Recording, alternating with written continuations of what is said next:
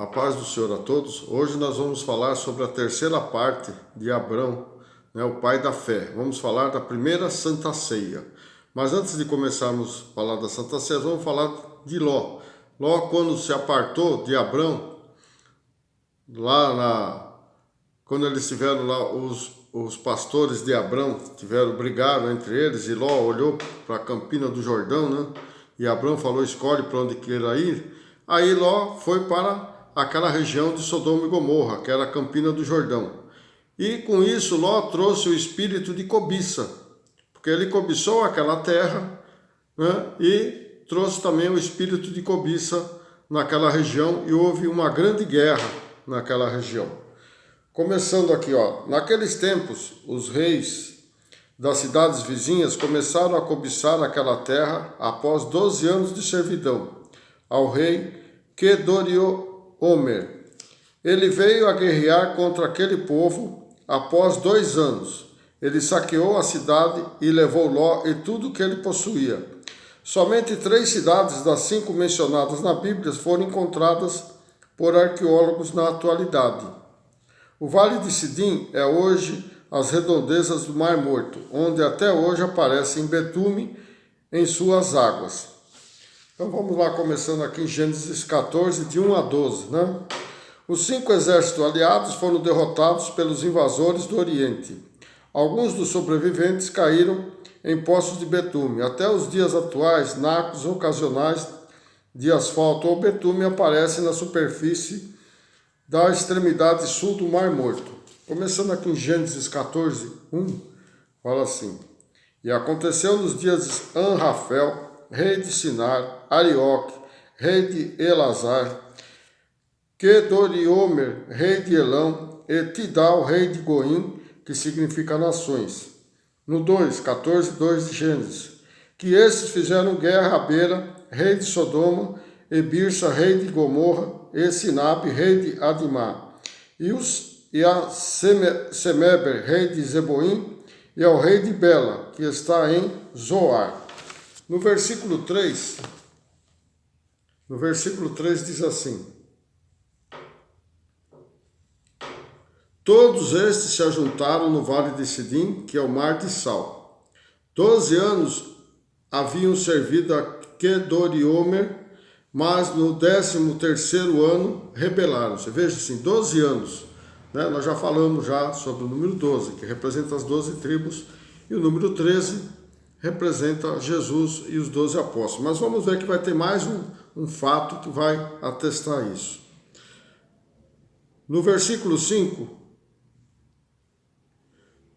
e ao 14º ano veio Queriodomer e os reis que estavam com ele, e fizeram aos Refaíns em Asterote Carmaim, e aos Zuzins em An, e aos Emins em Save Kiriataim, e aos Oreus no seu monte Seir, até a campina de Parã, que está junto ao deserto. Depois tomaram e vieram a Mispa, que é Cádiz, e feriram toda a terra dos Amalequitas, e também os amorreus que habitavam em Azanon Tamar. Continuando no 8, diz assim: Então saiu o rei de Sodoma, o rei de Gomorra, e o rei de Adiná, e o rei de Zoim, e o rei de Bela, e ordenaram batalha contra eles no vale de Sidim. Contra Querioaomer, rei de Elão, Tidal, rei de Goim, Anfarel, rei de Sinar, e Arioque, rei de Elassar, 4 reis contra 5. Então, 4 reis se rebelaram contra 5 que estavam ali na campina do Jordão. Gênesis 14, 10. E o vale de Sidim estava cheio de poços de betume, e fugiram os reis de Sodoma e de Gomorra e caíram ali, e os outros fugiram para os montes. E tomaram no 11 toda a fazenda de Sodoma e de Gomorra, e tudo o seu mantimento, e foram-se.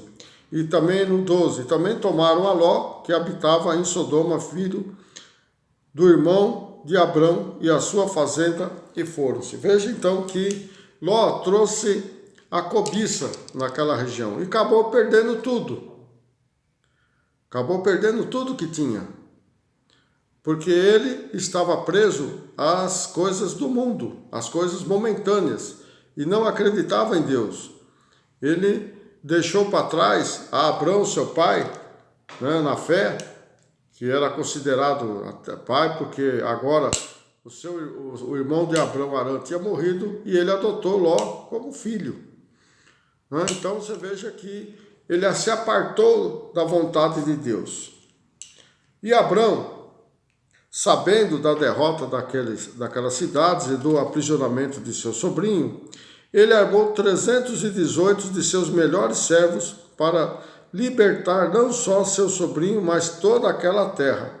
Vencendo os inimigos, o expulsou para fora da terra prometida, resgatando tudo que foi levado pelo inimigo, como também a Ló e sua família. Primeiramente, Abrão,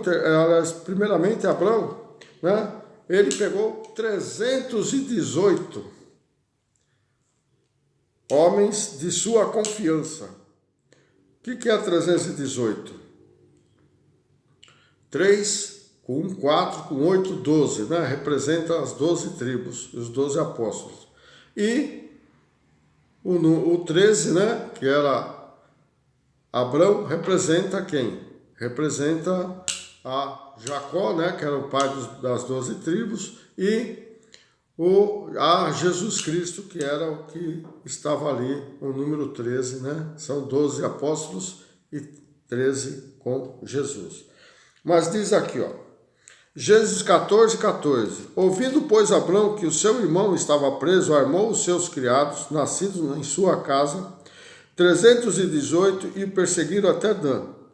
E dividiu-se contra eles de noite, e ele e os seus criados, e os feriu, e os perseguiu até Obá, que fica à esquerda de Damasco.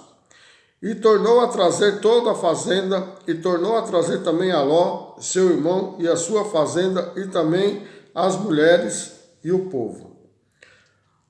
Veja que Abrão escolheu, né, 318 homens nascidos na sua casa. Lutou com 4 exércitos. Imagina que naquela época um exército podia ter uma média de 3.000 homens, 4.000, não sei quantos tinham, podia ser até mais. Mas veja que apenas com 318 ele venceu esses 4 exércitos que tinham tomado tudo lá de Sodoma e Gomorra, de toda aquela região da Campina do Jordão.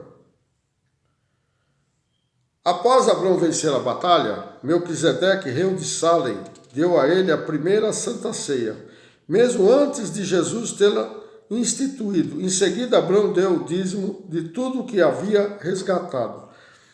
Veja que Abrão foi recebido por Melquisedeque. Mas quem era esse Melquisedeque? Quem era essa pessoa que Abrão foi lá, né, voltando, quando ele estava voltando da batalha, ele foi recebido por esse rei de Salém, né, rei da justiça, que era Melquisedeque. Mas vamos ver quem era esse homem, né? Gênesis 14, 18, diz assim: E Melquisedeque, rei de Salém, trouxe pão e vinho, e este era sacerdote do Deus Altíssimo. Veja, ele trouxe o quê? Pão e vinho, e ofereceu a Abrão. Então aí já representa a primeira santa ceia, dado por um sacerdote do Deus Altíssimo. No 14, 19, e abençoou e disse: Bendito seja Abrão do Deus Altíssimo, o possuidor dos céus e da terra. Veja, ele ainda abençoou Abrão: Bendito seja Abrão do Deus Altíssimo. No 14, 20, e bendito seja o Deus Altíssimo que entregou os teus inimigos nas tuas mãos e deu-lhe o dízimo de tudo. Veja que o Deus Altíssimo que deu, né, a vitória, é Ele que nos dá a vitória sobre todas as hostes celestiais que estão contra nós. E aqueles 4 reinos, né, representam as hostes celestiais que estão no céu, lutando para nos derrubar. Mas Deus sempre está presente. E veja que aqui, né, ele entregou na mão de Abrão os 4 exércitos daqueles reis. Né? E Abrão deu o dízimo de tudo. Vê como é importante ser dizimista, não? Abraão não questionou, mas deu o dízimo de tudo o que recebeu. E depois devolveu tudo os despojos para os reis, para que eles não dissessem que Abraão tinha enriquecido através deles, né? Que tinha tomado aquele dinheiro, tomado toda aquela fazenda e se enriquecido. Mas Abraão já era rico, ele tinha o quê? O Deus do Altíssimo com ele. Mas prosseguindo diz assim: o aparente encontro casual de Abraão com o rei de Salem, séculos mais tarde é revelado como se tratando de um encontro com o antitipo de Jesus Cristo em função sacerdotal. Melquisedeque significa meu rei é justo ou legítimo. Jesus é justo e legítimo, né? E ele recebe Abraão com um banquete de pão e vinho, representando a primeira Santa Ceia. Excedendo de forma singular os ofícios de rei e sacerdote, ele adora o Deus Altíssimo, um caso raro naquela região, naquele tempo, né? Porque não tinha. Estava no começo, Deus estava começando a formar a nação de Israel em Abraão, começando a formar os fundamentos da igreja que é hoje, né? Em retribuição, Abraão oferece como gesto de satisfação o dízimo de todo o espólio que ele conquistou após a guerra. Mas vamos ver o que a Bíblia diz. Salmo 110, 4. Jurou o Senhor e não se arrependerá. Tu és um sacerdote eterno segundo a ordem de Melquisedeque. Hebreus 5, 5. Assim também Cristo não se glorificou a si mesmo para se fazer sumo sacerdote, mas glorificou aquele que lhe disse: Tu és o meu filho, hoje te gerei. No Hebreus 5, 6. Como também diz no outro lugar: Tu és sacerdote eterno, segundo a ordem de Melquisedeque. Hebreus 6, 20. Onde Jesus, nosso precursor, entrou por nós, feito eternamente sumo sacerdote, segundo a ordem de Melquisedeque.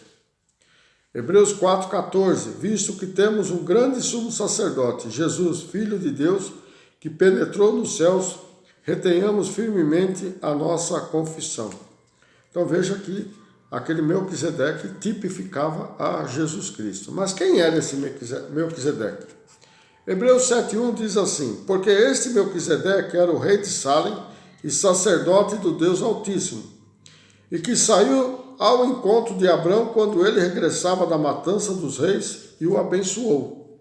No 2, a quem também Abraão deu o dízimo de tudo, e primeiramente é por interpretação, rei de justiça, e depois também rei de Salem, que é rei da paz. Então veja que ele é rei da justiça e rei de Salem, que é rei da paz. Atributos de Jesus. Sem pai, sem mãe, sem genealogia, não tendo princípios de dias nem fim de vida, mas sendo feito semelhante ao Filho de Deus, permanece sacerdote para sempre. Considerai, pois, quão grande era este a quem até o patriarca Abraão deu os dízimos dos despojos. Veja bem que esse Melquisedeque não tinha nem pai, nem mãe, nem genealogia, nem tempo de vida, né? Então era Jesus Cristo que estava ali representado como Melquisedeque, rei do Deus Altíssimo. Ali tipificava claramente quem era Jesus, que mais tarde ele deu a ceia a seus discípulos. E neste momento, em Abraão, ele deu a ceia para Abraão, a primeira Santa Ceia mencionada na Bíblia. Como Melquisedeque, Jesus Cristo é um sacerdote universal e ele é ao mesmo tempo sacerdote e rei. O silêncio relacionado à genealogia de Melquisedeque, linhagem sacerdotal, nascimento e morte, ilustram o sacerdócio eterno e imutável de Cristo. Então, quando fala que ele não tinha nem genealogia nem tempo de vida, ilustra claramente Jesus Cristo, que é eterno. Ele era antes, é hoje e vai ser para sempre, né? Melquisedeque é maior do que os sacerdotes levíticos, mesmo apesar de eles terem recebido o dízimo dos descendentes de Abraão. O fato de Abrão pagar dízimo a Melquisedeque e ter sido abençoado por ele estabelece a superioridade de Melquisedeque. Então veja que, né, a primeira Santa Ceia foi dado a Abrão, e esse Melquisedeque, que representava o Deus Altíssimo, nada mais era do que o próprio Jesus tipificado, né, ou se manifestado na forma de Melquisedeque a Abrão. E nós vamos ver aqui também muitas aparições, né, do anjo do Senhor, que também é Jesus Cristo. E nessa série de Abrão, nós vamos conhecer muitas outras coisas, né, muitos outros acontecimentos, que às vezes as pessoas não explicam. Mas nós vamos revelar todos os segredos da vida de Abrão. E depois, a outra série, né, Abraão, nós vamos falar mais ainda sobre a vida de Abraão. Por enquanto estamos falando de Abrão, o pai das alturas, né? Quando Deus o chamou lá em Ur dos Caldeus. Amém? Sábado nós vamos continuar essa série e nós vamos ver, né, que Abrão não crê nas promessas de Deus e ele dispensa, né, a sua descendência, né? Eles dispensam que ele vai ter um filho e ele quer dar a sua herança a outra pessoa. Então nós vamos entender esse fato, né? Porque você veja que Abrão foi abençoado desde o começo, mas como homem ele sempre errava. Mas como escolhido de Deus, Deus sempre o ajudava. Como nós somos escolhidos de Deus agora, somos escolhidos de Cristo, e Cristo está sempre nos ajudando através do seu Espírito Santo. Amém? Até a próxima. Que Deus abençoe a todos. Não esqueça de pôr joinha. Não esqueça de compartilhar. Está aí a flechinha do lado aí. E inscreva-se. Está aí em vermelho. Inscreva-se para poder receber todos os vídeos. Nós já estamos com uma série de quase 40 vídeos postados. Se você quiser ver, entra no meu canal no YouTube, Gércio José Grotti, e veja mais. Amém? Que Deus abençoe a todos.